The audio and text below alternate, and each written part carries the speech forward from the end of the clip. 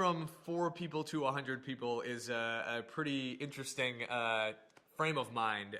And that happened, I guess, between 2011 and the end of 2014.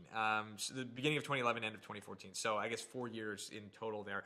And we basically went from 4 people to 8 people at the end of that first year to about 20 people. And then we had about 40 people. And then we had about 100 people. And the honest answer is that 2 things happened in parallel that kind of needed to happen with one another. And it was this very virtuous self-perpetuating cycle, which was adding customers and revenue and raising venture capital. Those 2 things kind of folded into one another in a really harmonious way when we were growing the business in Philadelphia during that chapter. So, we got to a point where we had gotten the team, by January 2012, we were 8 or so people. I think we were north of $1 million in revenue at that point. We had built the business totally bootstrapped, no outside capital up to that point.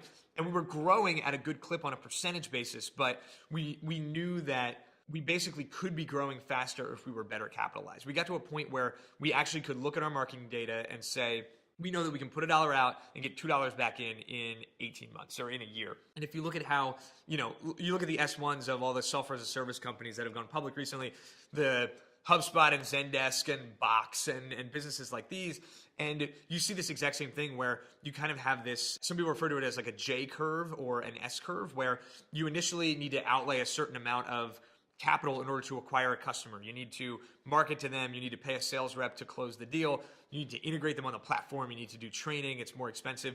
But over time, your margins get better. And with every subscription payment, you kick more and more profit to the bottom line.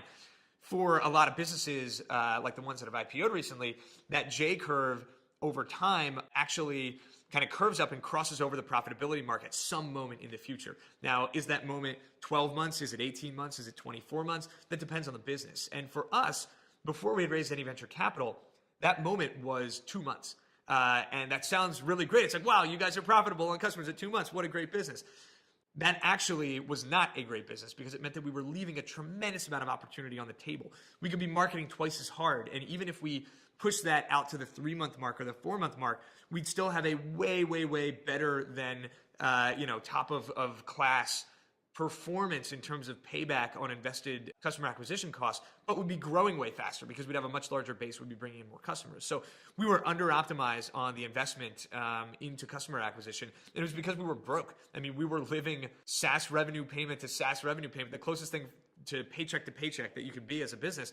And it was working and we were growing, but we were governed by the speed at which we could acquire new customers. That was governing how much cash we had.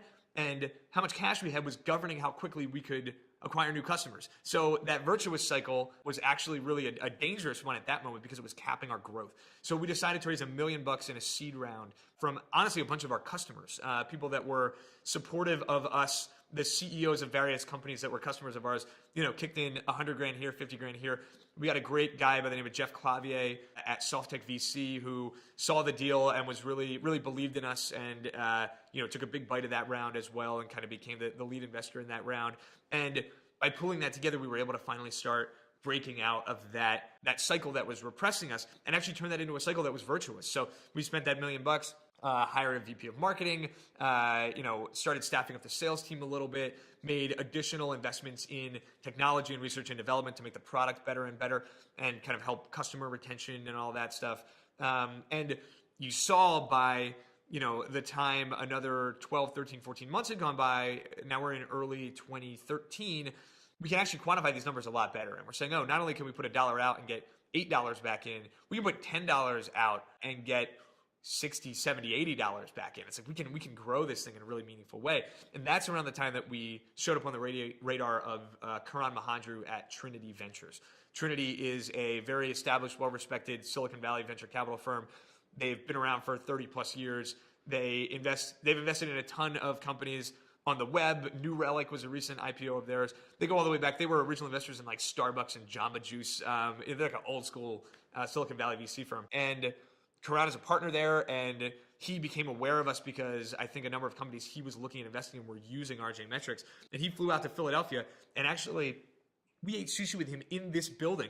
We're recording this right now in Snip Snap's offices in, I think it's the Stetson building in Philadelphia at like Sansom and 13th, and we had sushi at Raw, which is in this building, and over sushi kind of had a conversation about why taking a larger venture round, a $5 million plus round, could actually translate to us growing even faster and seeing more success. And we ended up doing a deal with Trinity not that much longer after.